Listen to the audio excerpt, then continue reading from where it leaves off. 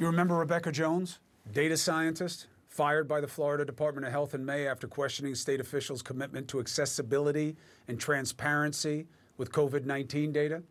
Well, today her home was raided as part of a cybercrime investigation. Video of the raid here, you can see officers coming in, guns drawn. Come outside.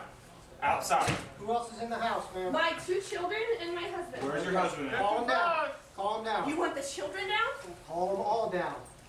Mr. Jones, come down the stairs. Now! Police, come down now. Search warrant. Bring your Come down the children. stairs. My children! Glenn, hang on. Let me clear He behind you. just pointed a gun at my children! So the question is, why? Rebekah Jones joins us now for an exclusive interview. Thank you for joining us. Thank you, Chris. Why do you think this happened? After speaking to my attorneys and looking over the evidence they said they have, I actually think that they're not after me. They didn't take the router in my house. They didn't take a number of laptops in the house that belonged to my son or my husband that could have easily done whatever it is that they think happened. They took my phone and they took the computer that I use to run my companies. And on my phone is every communication I've ever had with someone who works at the state who has come to me in confidence and told me things that could get them fired or in trouble like this. And I just want to say to all those people right now, if he doesn't know already, DeSantis will know soon enough that you've been talking to me. So be careful.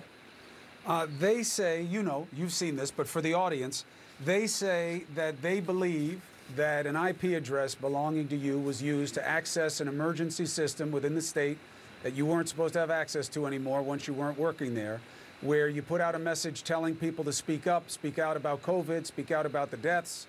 Did you send that text on that system? No. I haven't had access to any systems at DOH for over 6 months. I'm not a hacker. As the governor pointed out many months ago, I'm not that tech savvy and have no interest in reaching out to DOH. I've been publicly telling people to come forward for months. That is the way that you do it. And I, better than anybody, know that people at DOH aren't going to. If they didn't come out before, when I warned everybody that DeSantis would, and eventually he did, get people killed, they're not going to come out now. What do you make if they're saying that they have the IP address and that it's yours? Well, that IP address was apparently provided by the Department of Health, IG office, Inspector General, and didn't actually come from an investigation. It came straight from DOH. Now, I don't know how big a deal it is to send that text. I'd have to look closer at the statute and see what they saw in terms of why they're motivated this way. But you do know that saying you didn't send it, if they prove that you did, you're going to have much bigger problems than otherwise. Yeah, I'm not too worried about that. You stand by the answer. You did not send that text. You did not send any message of any kind to any group on any system that you weren't supposed to. The only direct communication I've ever sent to DOH was through a public op-ed in the Miami Herald asking people to speak out, and that was many months ago. And you know why I'm asking you? It's not about an accusation, is I want to give you fair hearing to answer what they're going to put out and have put out about why they came to your house that way. And I heard you freaking out about your kids being in there and what they do. I understand why you'd be worried about it. But they're saying it's a cyber crime. You're saying there's nothing to their allegation. No. And this is just a very thinly veiled attempt of the governor to intimidate scientists and get back at me while trying to get to my sources, as he's been firing DOH staff left and right, including their director of communications, who was fired about that time. Do you know the communication that they're talking about? Did you hear about it? Do you have any sense of who might have sent it? I didn't even see it until today, and I'd also like to note that a lot of the language that was used in it is not the way I talk, and the number of deaths that the person used wasn't even right. They were off. They were actually under by about 430 deaths. I would never round down 430 deaths. Those are 430 people who have died in the state.